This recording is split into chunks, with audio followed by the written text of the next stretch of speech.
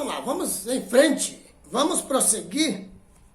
Então, aqui no livro de Mateus, aqui no capítulo 21, aqui no verso 23, meus amados, que estão me assistindo, que estão me ouvindo também, aqui diz, Jesus entrou no templo e enquanto ensinava, aproximaram-se dele os chefes dos sacerdotes e os líderes religiosos do povo e perguntaram, com que autoridade estás fazendo estas coisas? E quem te deu esta autoridade? Então, Jesus disse, eu também lhes farei uma pergunta. Se vocês me responderem, eu lhes direi com que autoridade estou fazendo estas coisas. De onde era o batismo de João? Do céu ou dos homens? Eles discutiam entre si, dizendo, se dissermos que o batismo é do céu, ele perguntará, então, por que vocês não creram nele? Mas se dissermos que o batismo de João é o batismo dos homens, temos medo do povo, pois todos consideram João um profeta. Então, verso 27. Então, eles responderam. Eles, os chefes dos sacerdotes, os líderes religiosos, responderam. Não sabemos. E então, Jesus também disse, tampouco lhes direi com que autoridade estou fazendo estas coisas. Então, meus amados, aqui você percebe que quando Jesus esteve aqui na terra, esses fariseus, esses líderes religiosos, esses chefes dos sacerdotes, esses homens da lei, eles perseguiam Jesus em todo o tempo. Tá? Eles queriam saber, eles não criam que ele era o enviado de Deus. É tanto que quando Jesus se declarou de fato que ele era o Filho de Deus, ele não foi aceito por ninguém. Né? Sai fora com esse daqui, solta para nós Barrabás, porque isso aqui ele é um impostor. Né? Essa foi a descrição exata que eles fizeram de Jesus. Então aqui, no capítulo 21 de Mateus, o texto que eu iniciei lendo, mas o vídeo já estava chegando no seu final, eu tenho que voltar para o início desse texto novamente. Então, Jesus disse para eles, eu vou contar-lhes uma parábola. Vocês querem saber qual é a minha autoridade? Não vou dizer para vocês. A não ser que vocês me digam de onde é o batismo de João. Porque vocês têm que crerem. Vocês têm que ser crentes. Tá certo? E, no entanto, vocês não creem em mim. Eu estou diante de vocês dizendo que sou filho de Deus e vocês não creem. Então, aqui, amados, diz aqui, ó. Havia um proprietário. Jesus contou para eles. Presta atenção nessa parábola. Aqui, ó. Havia um proprietário de terras que plantou uma vinha, colocou uma cerca ao redor dela, cavou um tanque para prensar uvas e construiu uma torre. Depois arrendou a vinha a alguns lavradores e foi fazer uma viagem. Aproximando-se a época da colheita, enviou seus servos aos lavradores para receber os frutos que lhes pertencia. Os lavradores agarraram seus servos, a uns espancaram, a outros mataram e apedrejaram. O terceiro, então, enviou-lhes outros servos, em maior número, e os lavradores os trataram da mesma forma. Jesus contando. Por último, enviou-lhes seu filho, dizendo, a meu filho eles respeitarão. Mas quando os lavradores viram o filho, disseram uns aos outros: este é o herdeiro, venham, vamos matá-lo e tomar sua herança. Assim eles o agarraram, lançaram-no para fora da vinha e o mataram. Então aqui você percebe, Jesus ainda não tinha passado pelo seu sofrimento na cruz. Mas Jesus estava antevendo, mostrando para aqueles líderes o que iria acontecer. A profecia, ele falando, olha, vão me matar. Veja só, ele falando isso aqui, que lá em Jerusalém, ele queria mostrar isso para eles. Mandaram profetas para Jerusalém se arrepender dos seus erros. Jerusalém arrepender dos seus pecados. E eles resistiam. E os profetas eram mortos, eram humilhados, eram jogados em cisternas. Os profetas eram jogados em covas. Então, Jesus estava mostrando isso aqui. Mas aí Jesus chega até o contexto que fala assim, eu vou mandar o meu filho, porque eles vão saber que é o meu filho, e eles, então, aí, eles aceitarão. E aqui, o que é que Jesus está mostrando o que é que eles iam fazer? Vamos matá-lo. E a herança ficará para nós. Está vendo? Então, lá em Jerusalém, por não obedecer a Deus e não se arrepender, e não se voltarem para Deus, lá em Jerusalém, então, Jerusalém foi invadida pelo rei da Babilônia, e foi saqueada, e foi levada para a Babilônia, e lá passaram 70 anos sendo escravizados lá em Babilônia. O remanescente voltou depois de algum tempo, mas o povo de Jerusalém tiveram que passar por isso. Então, meus amados, aqui eu quero que você preste bastante atenção. Quando os lavradores viram o filho, disseram uns aos outros: este é o herdeiro, venham, vamos matá-lo e tomar sua herança. Assim eles o agarraram, lançaram-no fora da vinha e o mataram. Lançaram fora da vinha e o mataram. Portanto, quando vier o dono da vinha, o que fará aqueles lavradores? Responderam eles: matará de modo horrível esses perversos e arrendará a vinha a outros lavradores, que lhes dê a sua parte no tempo da colheita. Então, está dizendo que o Senhor da vinha matará aqueles lavradores que matou seu filho, o herdeiro, e dará a vinha a outros. Isso aqui está mostrando que quando Jesus Cristo vier nas nuvens do céu, ele virá na glória do seu Pai. Ali vai acontecer justamente isso. Com aqueles que forem incrédulos, com aqueles que mataram, crucificaram, não reconheceram que ele era o Salvador. Tá certo? Isso vai acontecer, porque no contexto, aqui a Bíblia mostra que no momento da volta de Jesus, o mundo inteiro vai ser dividido em dois grupos, grandes grupos. Ou podemos dizer em um grupo maior e um grupo menor. Porque o remanescente serão poucos. Aqueles que irão se salvar serão poucos.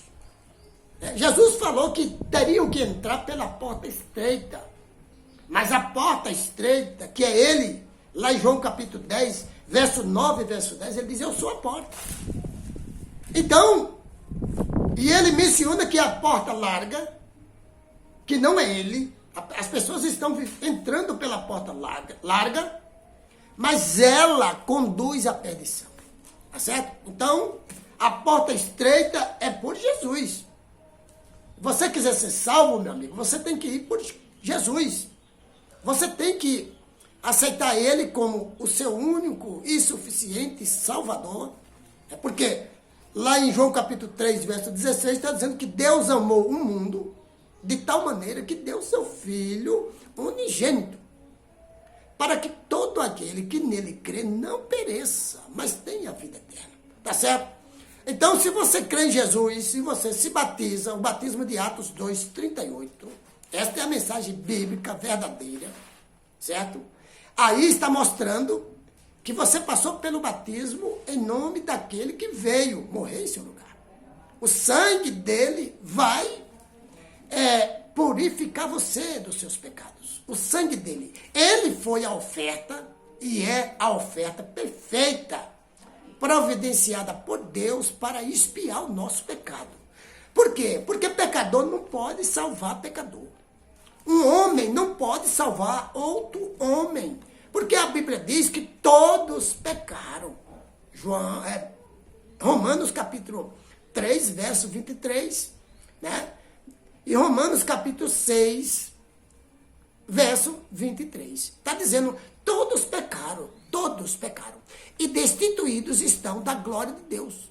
Estão destituídos, separados da glória de Deus. Romanos capítulo 6, verso 23, fala, e o salário do pecado é a morte. Mas o dom gratuito de Deus é a vida eterna que está em Cristo Jesus, nosso Senhor. A vida eterna está em Jesus. Então, se você entra, né, por meio de Jesus, né, se você entra por meio do batismo, porque quando esse entrar que você entra, é quando você morre para as práticas desse mundo. Quando de fato você se converte e deixa de ser do mundo, com as práticas do mundo, e passa a ser cristão. Agora, daquele dia em diante, você tem a Bíblia, você vai ler a Bíblia, você se converteu, você se tornou uma nova criação. Segundo Coríntios, capítulo 5, verso 17. Os seus pensamentos são outros, a sua visão da terra são outras. Você vê as coisas da terra de maneira já diferente do que você via antes. Por quê? Porque você morreu com Cristo e ressuscitou com Cristo. Quando Jesus Cristo passou pela cruz, ele disse que aqueles que iriam ser batizados em nome dele iriam ter que morrer. Ele falou lá em João capítulo 12, verso 24. Ele diz assim, ó, se o grão de trigo não morrer, ficará ele só. Mas se o grão de trigo morrer, ele dará muitos frutos. Ele estava se referindo a ele. Queria morrer para que aqueles que crescem nele se converteriam, seguiriam e teriam a vida eterna, porque a vida eterna está nele. Aqui em 1 Timóteo, no capítulo 6, verso 12, ali está escrito bem assim, tome posse da vida eterna. Então você tem que tomar posse da vida eterna se você é batizado em nome de Jesus Cristo, o batismo verdadeiro, bíblico, de Atos 2:38. Se você é batizado em Jesus, está a vida eterna. Ali está mandando. 1 Timóteo capítulo 6, verso 12. Ali está mandando você tomar posse da vida eterna. E Colossenses, no capítulo 3, verso 3, está dizendo que a sua vida, ela está escondida em Deus por meio de Jesus. Então, quando você está firmado em Jesus, depois do seu batismo, vivendo, ensinando a doutrina dele, ensinando os ensinamentos dele, adorando como ele adorava o Pai, meu amigo, ali você está vivendo em novidade de vida, você está vivendo no Espírito, ali você está com sua vida guardada, a sua vida está escondida em Deus, por meio de Jesus. Você está andando aqui na terra, mas a sua vida já está apresentada a Deus, que Jesus está diante de Deus lá. A sua vida está apresentada a Deus, porque Jesus, ele é o meio entre Deus e os homens. 1 Timóteo 2,5. Ele é o único mediador entre Deus e o homem. O pecado separou o ser humano de Deus. Isaías capítulo 59, verso 2. Diz que os vossos pecados fizeram separação de vós do vosso Deus. Mas Jesus Cristo veio, como ele veio se colocando no meio desse abismo, sendo o mediador. 1 Timóteo 2,5 e Hebreus 9,15. Então, se você tira esse mediador fora, meu amigo, como que você vai ao Pai? É o que está acontecendo hoje na terra. as pessoas estão adorando hoje, num ensinamento criado pelos homens, tirando Jesus como mediador. Porque quando você afirma que Jesus é o Pai eterno, o Deus eterno, cadê o mediador? Cadê o meio? Se você adora Jesus com ele sendo o Pai, você tirou que ele é filho. Você tirou fora. Você negou que ele é filho. Então não tem filho, não tem pai. Tudo é um Deus só. Jesus é o mesmo Deus eterno. O Espírito Santo é o mesmo Deus eterno. Ué. E por que diz que ele enviou o seu filho? Gerou no ventre de Maria. Lucas capítulo 2. Com esse propósito, ele trouxe duas naturezas para morrer na cruz, com a natureza humana sem pecado, certo? E velou a natureza divina, certo? Subiu ao Pai, apresentou o sacrifício dele foi perfeito e é perfeito, não tinha pecado nenhum. Então ele está diante do Pai intercedendo por mim, por você, mas espiritualmente, como ele disse que enviaria o Espírito Santo, ele, de uma forma espiritual, que ninguém pode ver. E isso você pode confirmar lá no capítulo 4 de João, no verso 24. Quando ele diz para aquela mulher samaritana, mulher, vai chegar a hora, e já chegou, que os verdadeiros adoradores adorarão o Pai em espírito e em verdade. E o Pai procura esses adoradores que adorarão o Pai em espírito e em verdade. Depois ele diz para João, leve essas 7 cartas para 7 igrejas da Ásia e ouça o que o Espírito está dizendo às igrejas, revelando que é Ele, mostrando que é Ele, de forma espiritual, que está aqui, convencendo eu e você da justiça, do pecado e do juízo. Coisa que eu vejo o povo resistindo. Jesus está tocando no coração, mostrando que as pessoas, mostrando erros, e as pessoas estão trancadas dentro de uns ensinamentos criados pelos homens da terra. E elas não ouvem a voz do Espírito. E elas resistem. Você chega para mostrar o que está na Bíblia, elas não querem ouvir nada. Certo? Então é assim que está a terra. Por isso eu quero que você entenda. É Jesus que está nos convencendo da justiça, do pecado e do juízo. É Ele. Porque Ele tem como convencer eu e você que Ele morreu na cruz do Calvário. E como uma ovelha muda diante dos seus tosqueadores, não abriu a boca. Porque Ele não poderia colocar o plano de salvação de Deus em risco. Ele morreu como o Cordeiro de Deus que tira o pecado do mundo, meu amigo. Então aqui, capítulo 21, aqui é onde eu estou mostrando aqui. Portanto, quando vier o dono da vinha, o que fará aqueles lavradores? Matará de modo horrível esses perversos e arrendará a vinha a outros lavradores que lhe dê a sua parte no tempo da colheita. O verso 42, capítulo 21 de Mateus. Jesus disse, vocês nunca leram isto nas Escrituras? Jesus falando para os sacerdotes, os chefes dos sacerdotes, os líderes. Olha bem, que estava querendo saber com que autoridade ele estava fazendo aquilo. Olha aqui, Jesus falando, vocês nunca ouviram isso? Vocês nunca leram isto nas Escrituras? Aqui, ó, está mostrando aqui, ó. Então diz aqui, ó, a pedra que os construtores rejeitaram tornou-se a pedra angular.